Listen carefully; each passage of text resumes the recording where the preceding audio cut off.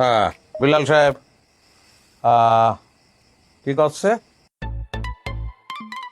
20 লাখ দিতে যাচ্ছে? এটা হয় রে, আমেরিকা যাওয়ার কথা। জি স্যার, জি। হ্যাঁ 20 লাখে হবে?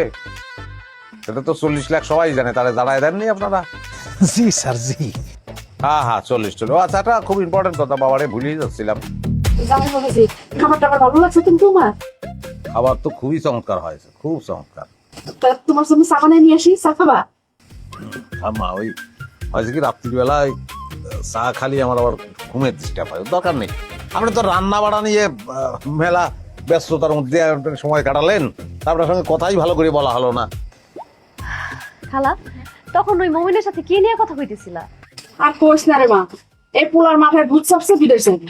তুই আমারে ক, তো খালু কি আমি কোনো জন্য কম সম্পত্তি রেখে গেছে, আর কেন বিদেশ যাইতেইব? কথা তো সত্যিই মমিন, তুমি তো চাইলে দেশের মধ্যে কোনো কিছু একটা করতে পারো, আর এত বড় বাড়ি রাখা, খালার একলা রাখা তুমি বিদেশ যাই কি করবা? সেটাই তুই চলো বুঝাই এখন। এই পর্যন্ত বিদেশ যাওয়ার নাম লইয়া দুইবার টাকা মাইছিস। মমিন, তুমি বিদেশ যাইবা? বাবা, আমার এই দেশে থাকতে ভালো লাগে না, এই লাগে আমি বিদেশ যাবো। বিদেশ তুমি যদি যাও, খালা এত বড় বাড়িতে একলা একলা কেমনে থাকবা, একটাবার চিন্তা করছো?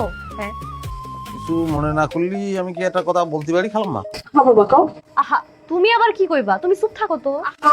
যাবারে কইতে দেস না, তুই একটু চুপ থাক। বলো। মানে হয়েছে কি খালাম্মা, ওই আমার অভিজ্ঞতা বলে যে কেউ যদি বিদেশ জাতি চায় তারে আটকানো যায় না।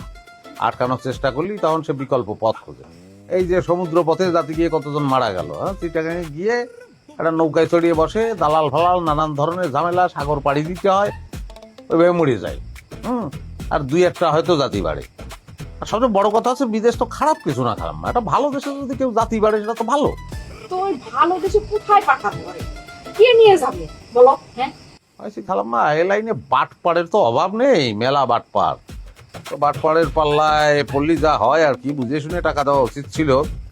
আর তো এই কথা আছে, মানে আমি কি করি, আমার পেশাটা কি সেটা হয়তো আপনি জানেন না। তুমি একটু চুপ থাকবা।